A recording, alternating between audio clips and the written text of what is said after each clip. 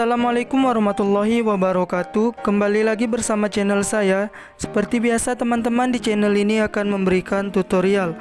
Nah, kali ini akan memberikan tutorial bagaimanakah caranya agar foto di WA itu tidak langsung tersimpan di galeri kita ketika seseorang itu mengirim foto di WhatsApp. Oke.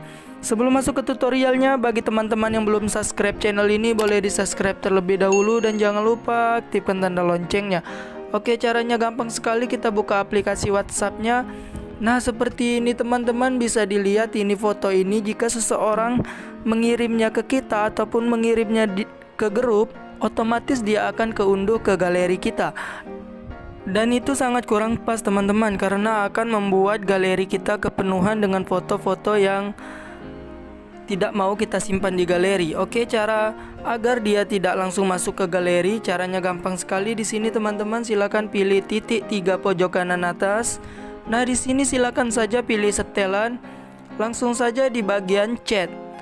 Di sini enter untuk mengirim, tampilkan media. Nah, tampilkan media ini silakan dimatiin. Oke, jika sudah dimatiin jangan diaktifin. Oke. Nah, di bagian penyimpanan dan data, di sini teman-teman saat menggunakan data seluler, unduh otomatis media. Oke, saat menggunakan data seluler ini jangan ada yang dicentang teman-teman. Jika dicentang bagian foto ini, maka otomatis foto yang dikirim seseorang baik di grup ataupun ke kita langsung itu otomatis akan terunduh. Namun kita kosongkan saja. Oke. Nah, di sini otomatis teman-teman, jika sudah kita setel seperti ini, seseorang yang akan meneruskan pesan foto di galeri ataupun di kita langsung, mengirim ke kita langsung, itu dia tidak akan otomatis terunduh kecuali tanpa izin kita mengunduhnya.